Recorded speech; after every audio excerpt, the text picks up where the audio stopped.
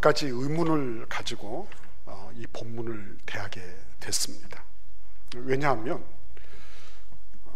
우리의 신앙과 현실이 잘 맞지 않기 때문에. 우리의 신앙은 참 기도하면 될 것 같고 또 말씀대로 이루어진다 그러는데 현실에서 막상 펼쳐지는 것은 그렇지 않을 때가 많은 거예요. 항상 우리 속에는 신앙과 불신앙이, 믿음과 의욕이 서로 뒤섞이면서 뒤범벅이 돼 있는 그런 느낌을 갖는 거예요. 오늘 이 본문을 보면서도 이 아가서의 이 아름다운 장면들, 그럴 수 없잖아요. 막 지금 연인이 자기의 사랑하는 자를 보기 위해서 산을 넘고 물을 건너는 거예요. 대서양을 지나고 태평양을 건너서 오고 있는 거예요. 얼마나 멋진 장면입니까? 그리고 백화방초가 만발한 거예요. 거기 막 꽃향기는 날리고 오렌지 향기는 막 날리고 있죠. 그렇죠. 막 이 벚꽃 같은 것은 막 바람에 날리면서 꽃비를 막 뿌리고요. 그리고 비둘기는 구구거리고 온갖 새들이 지저귀는 그런 동산이에요. 이렇게 멋진 장면 속에 뭐가 등장합니까? 갑자기 여우를 사냥하라. 여우를 사냥하라. 여우 사냥 명령이 내려지고 있는 거예요. 무슨 이런 이상한 일이 있습니까? 우리 같이 한번 15절을 같이 읽어보도록 하겠습니다. 다 함께 15절을 읽겠습니다. 우리를 위하여 여우 곧 포도원을 허는 작은 여우를 잡으라. 우리의 포도원에 꽃이 피었습니다.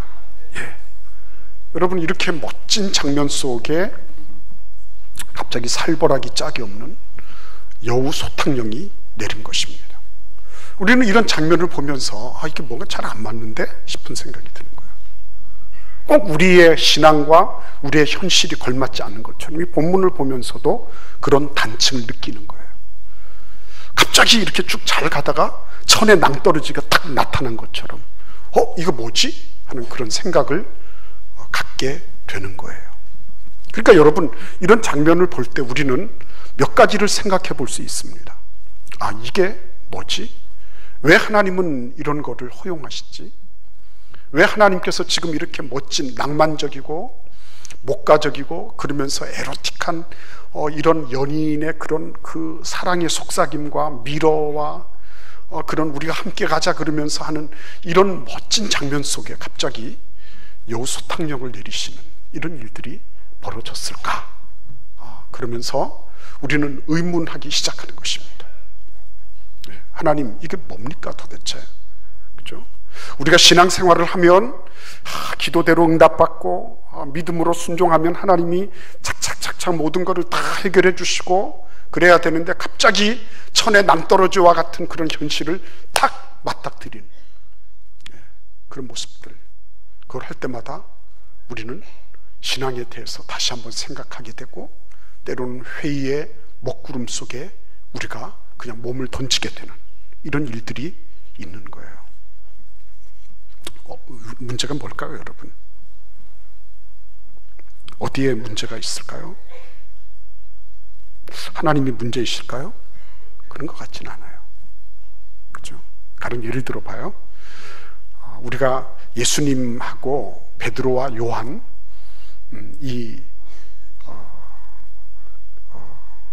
이분들이 변화산에 올라갔죠. 그렇죠? 변화산에 올라갔습니다. 그리고 변화산에 올라가서 그곳에서 예수님이 변화되는 걸 봤습니다. 그리고 모세와 엘리야와 더불어서 예수님이 서로 대담하시는 장면도 봤어요. 그래서 베드로, 야고보, 요한 이 세 사람이 예수님께 말씀드렸어요. 베드로가 대표로 예수님, 우리가 여기 있는 곳이 좋겠습니다. 그랬어요. 근데 예수님은 뜻밖에도 아니야, 우리가 있을 곳은 여기가 아니야, 우리는 저 산 아래로 내려가자, 그렇게 말씀하시는 거예요. 산 아래는 뭐가 있죠? 여전히 고통이 있어요. 갈등이 있어요. 아픔이 있어요. 신앙과 비신앙의 그런 굴곡점이 있어요. 거기에는 비연속성이 그 자리에 있는 거예요. 그곳으로 다시 가자고 말씀하고 계신 거예요.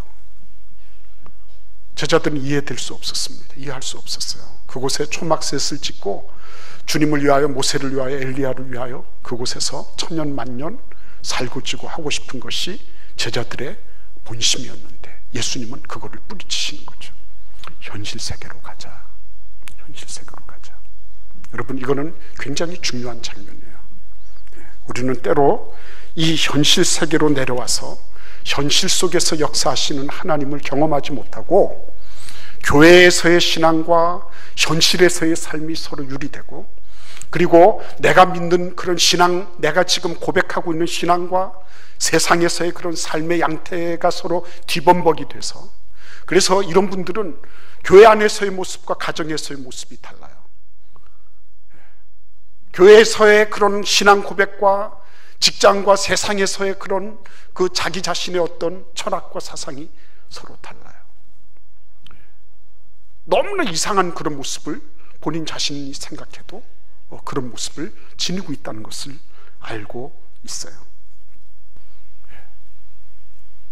여러분,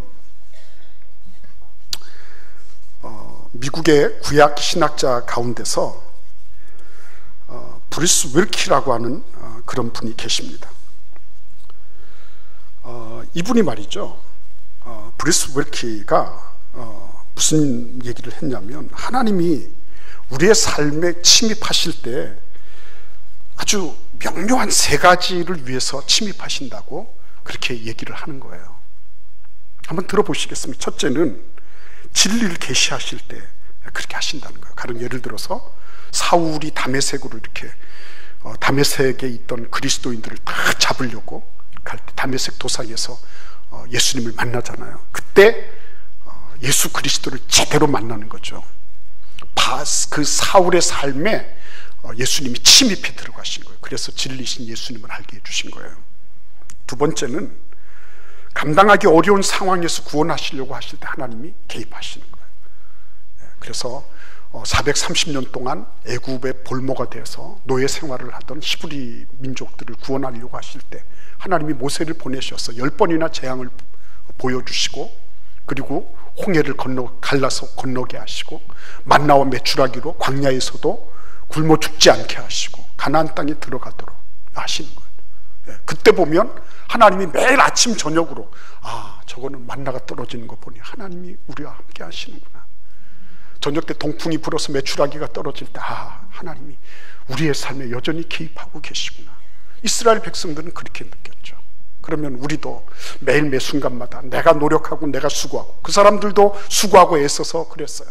광야에 나가서 그들은 매일 아침마다 만나 떨어지는 거 자기 가족들 수대로 거두어 드리고, 그리고 메추라기 떨어지면 또 나가서 거두어, 자기들도 수고했어요. 수고한 건 다 똑같아요. 근데 정말 우리는 우리의 입에 밥이 들어갈 때 정말 그런 걸 느끼고 있을까? 그런 거죠. 그러니까 감당하기 어려운 상황에서 구원하실 때 하나님은 반드시 그런 거를 해주세요. 그게 날마다 이제 일상화되고 나니까 불평, 불만, 원망이 터져 나오기 시작하는 거죠. 세 번째는 하나님이 정상적인 궤도가 아니라 비상한 궤도를 통해서 어떤 일들을 행하고자 하실 때 하나님은 그렇게 개입하세요. 그래서 그 가운데 여러분, 사도 바울이 사도행전에 보시면 이 사람이 그 선교팀과 더불어서 소아시아 쪽으로 가려고 했어요. 그래서 드로아에서 저 무시아 쪽으로 이렇게 가려고 하는데, 그때 하나님께서 이렇게 등장하십니다. 그래서 꿈속에 그쪽이 아니고 소아시아 쪽이 아니라 이 해협을 넘어서 빌립보 쪽으로, 그 마케도니아, 그리스 쪽으로 넘어가도록, 그곳이 어떤 곳이죠? 유럽이죠. 근데 그때 하나님께서 사도 바울의 그 꿈속에 환상에서 나타나셔서 마케도니아 사람이 이리로 와서 우리를 도우라고 이렇게 손짓하게 만드는 그런 일들을 하신 거예요.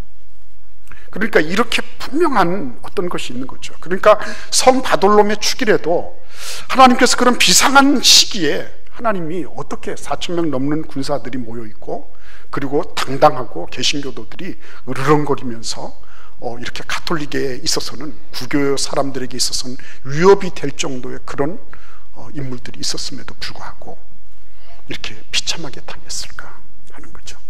첫째는 이들은 균형 감각을 잃고 있었습니다. 여러분, 오늘도 본문 말씀을 보십시오.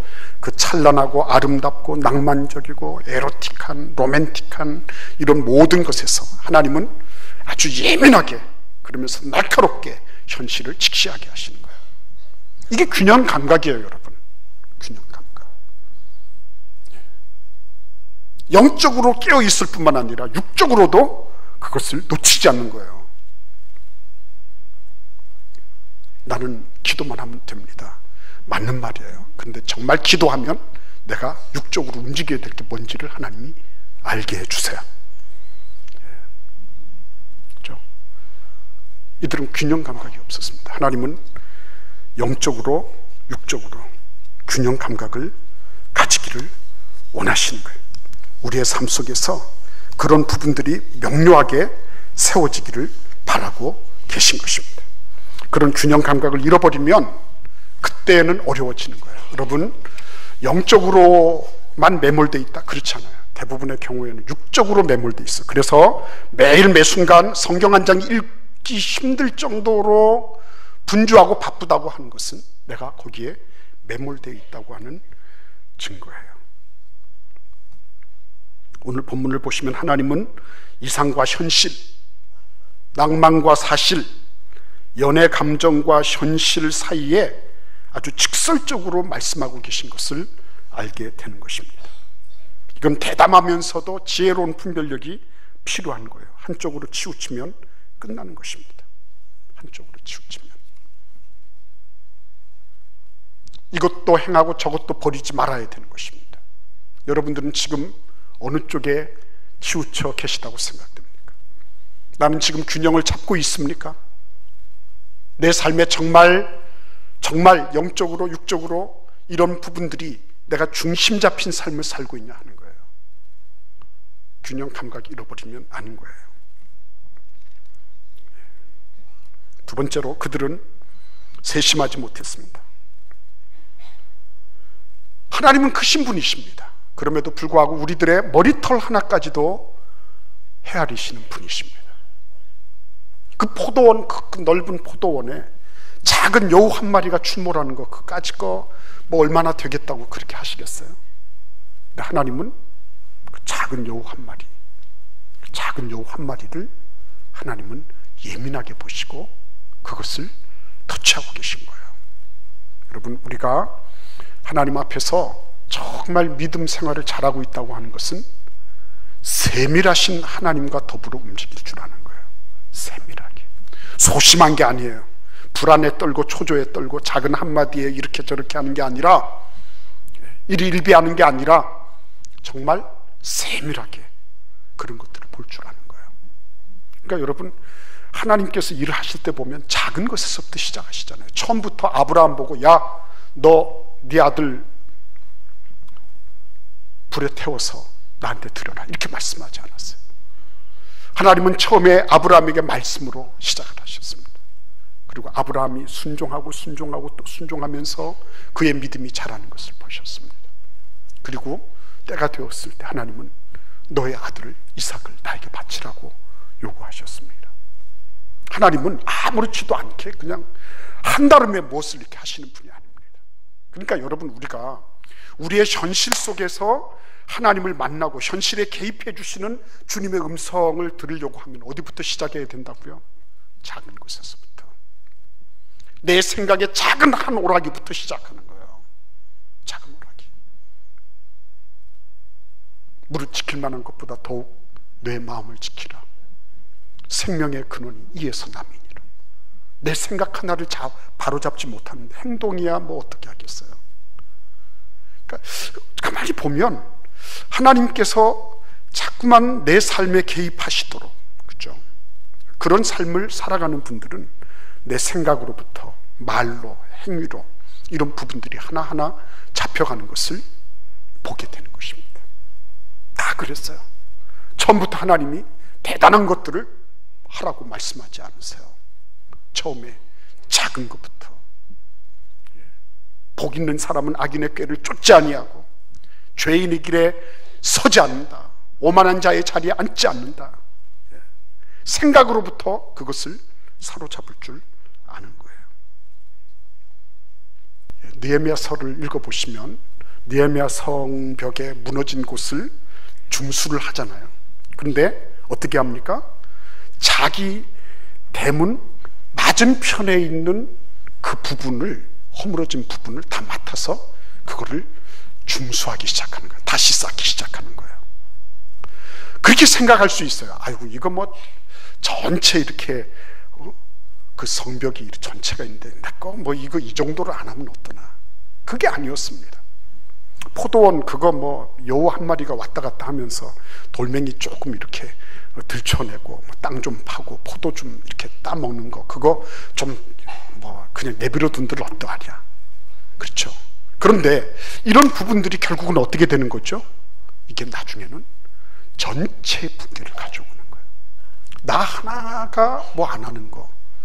오늘 우리가 중보기도 발대식을 할 텐데요. 나 하나가 안 하는 거, 그거 뭐 어떻게, 전부 다 열심히 잘하고 있으니까 괜찮을 거야 싶지만 그 부분이 이제 전체를 허물어뜨리는 데 있어서 화근이 될 수도 있다고 하는 거예요.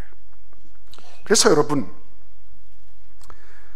정말 내가 이 삶의 현실 속에서 하나님이 나의 삶에 개입하시는 것을 보려고 하는 사람들은 그런 균형 감각이나 아니면 세밀하고 디테일한 부분이나 전체 안에서 이것들을 볼 수 있는 눈들을 키워나가야 돼요. 그런데 이렇게 하니까 너무 복잡해요. 여러분들은 이 문을 나가면서 바로 잊어버릴 거예요. 아주 저하고 약속을 하세요. 그냥 잊어버린다고. 근데 중요한 건 뭡니까? 이것만 기억하시면 돼요. 우리 같이 한번 고린도후서 5장 17절을 함께 읽어보겠습니다. 그런즉 누구든지 그리스도 안에 있으면 새로운 피조물이라. 이 전 것은 지나갔으니 보라 새 것이 되었도다. 여러분, 그리스도 안에 있으면 새로운 피조물이 된다는 것은 놀라운 축복이에요. 놀라운 축복. 근데 왜 예수 그리스도가 내 삶에 계시면 왜 내가 새로운 피조물이 되는가? 여러분, 이상하지 않습니까? 여러분, 예수 그리스도가 어떤 분이시죠? 하나님이셨죠. 가장 거룩하시고 전능하시고 모든 것에 모든 것이 되시는 분이시죠. 근데 그분이 어떻게 하셨죠? 인간으로 오셨어요. 인간으로. 극과 극을 이분이 달리신 거예요. 그렇죠? 참 하나님이시면서 참 사람이셨어요. 이분처럼 균형 감각을 가지고 계신 분이 없어요. 사람으로 오셔서도 어떻게 하셨죠? 가장 밑바닥으로 가셨어요. 그리고 죽음도 경험하셨어요. 이만한 범주를 지닌 이가 누가 있습니까? 그러니까 우리가 예수 그리스도를 신뢰할 수 있다고 하는 것은 그런 거예요.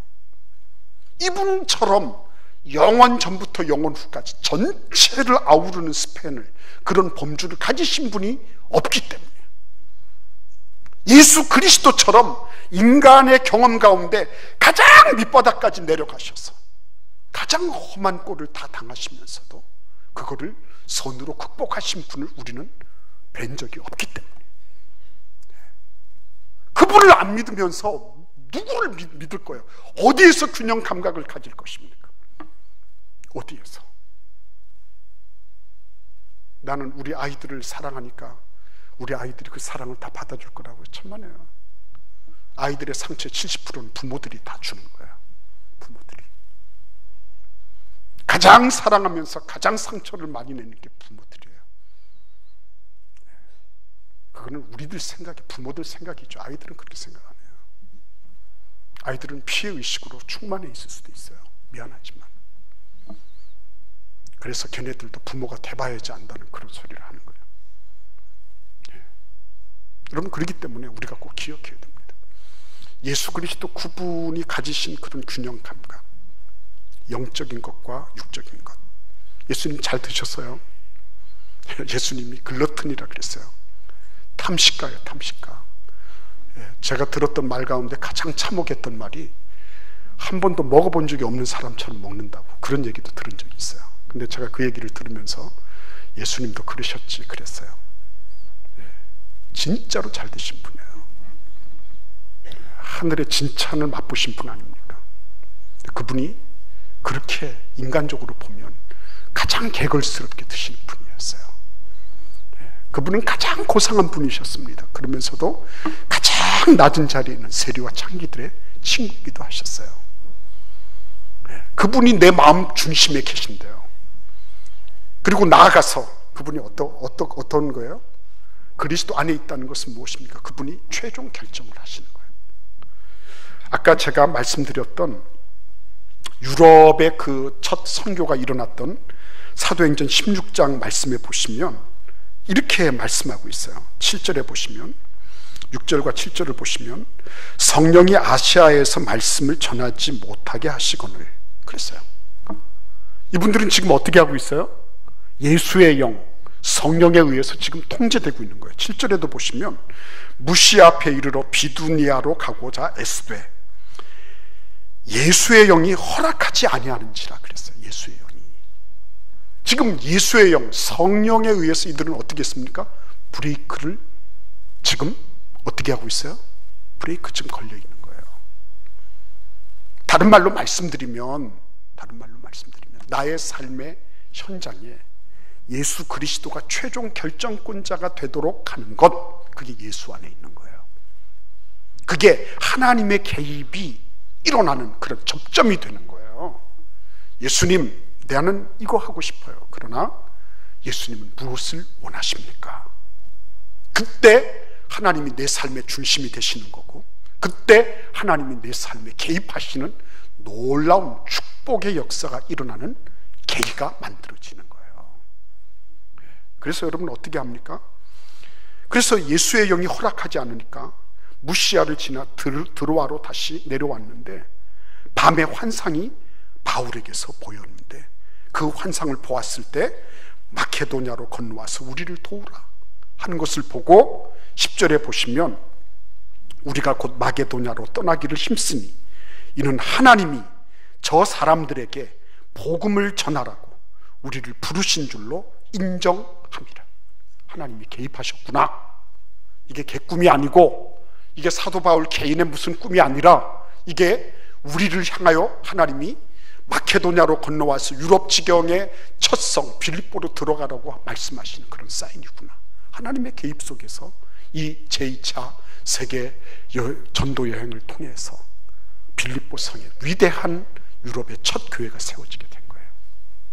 어떻게 하자고요? 하나님을 내 삶의 중심에 모셔서 그분이 예수 그리스도가 내 삶의 최종 결정권자가 되도록 하는 것, 그게 예수 안에 있을 때 나타나는 일이에요.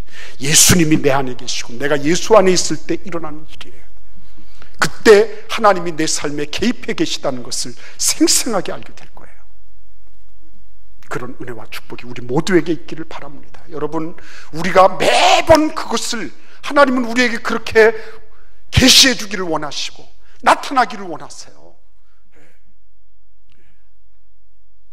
주님, 나의 삶의 중심 보좌에 오셔서 최종 결정권자가 되어주세요.